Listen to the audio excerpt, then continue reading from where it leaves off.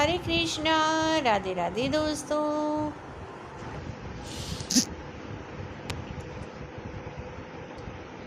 हिंदू धर्म ग्रंथ में अनेक पुराणों का वर्णन मिलता है। इन्हीं पुराणों में भगवान से जुड़ी हुई कई घटनाओं का वर्णन है। इसी प्रकार भविष्य पुराण में द्रोण पुत्र अश्वत्थामा द्वारा पांडु पुत्रों के वध का और उसके बाद पांडवों द्वारा शिवजी जी के युद्ध का विस्तार से वर्णन किया गया है। भविष्य पुराण में यह भी बताया गया है, शिवजी जी से युद्ध के कारण पांडवों को कलयुग में दोबारा जन्म लेना पड़ा था। उनके जन्म लेने के पीछे महत्वपूर्ण कारण है, उसे हम आज इस प्रसंग के माध्यम से आपको बताएंगे। तो आइए जानते हैं पांडवों को कलयुग में जन्म क्यों लेना पड़ा था। भविष्य पुराण के अनुसार एक समय की बात है जब अश्वत्थामा, कृतवर्मा, कृपाचार्य ये तीनों आधी रात को पांडवों के शिविर में पहुंच गए और उनके मन में यही विचार था कि किसी भी तरह पांडवों का वध करें। और उन्होंने मन ही मन भगवान शिव जी से आराधना की, उन्हें प्रसन्न किया। भगवान शिव ने प्रसन्न होकर उन्हें पांडवों के शिविर में प्रवेश करने की अनुमति दे दी। इसके बाद अश्वत्थामा ने पांडवों के शिविर में जाकर शिवजी जी से प्राप्त तलवार से सोए हुए पांडवों के 5 पुत्रों का वध कर दिया। फिर वे वहां से चले गए। जब इस बात का पता पांडवों को चला तो उन्होंने इस सब के कार्य का जिम्मेवार भगवान शिव को समझा और भगवान शिव से युद्ध करने के लिए चले गए। जब पांडव भगवान शिव से युद्ध करने के लिए गए तो भगवान शिव के समक्ष पहुंचते ही उनके सभी अस्त्र शस्त्र भगवान शिव में समा गए।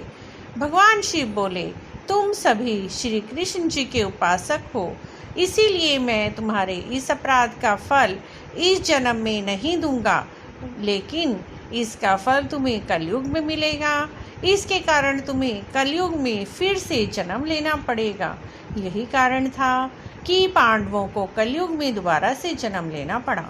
सभी पांडव भगवान शिव की यह बात सुनकर बहुत दुखी हुए और इस विषय को लेकर श्री कृष्ण भगवान के पास पहुँचे। तब भगवान श्री कृष्ण ने उन्हें बताया कि सभी पांडु पुत्रों को कौन सा पांडव कलयुग में कहाँ और किसके घर जन्म लेगा। भविष्य पुराण में भी इसका जिक्र आता है। भविष्य पुराण के अनुसार युधिष्ठिर कलयुग में वत्सराज नामक राजा के पुत्र बने और कलयुग में उनका नाम मलखान था। कलयुग में भीम का जन्म वीरण के नाम से हुआ और वे वनरस नामक राजा के राज्य हुए।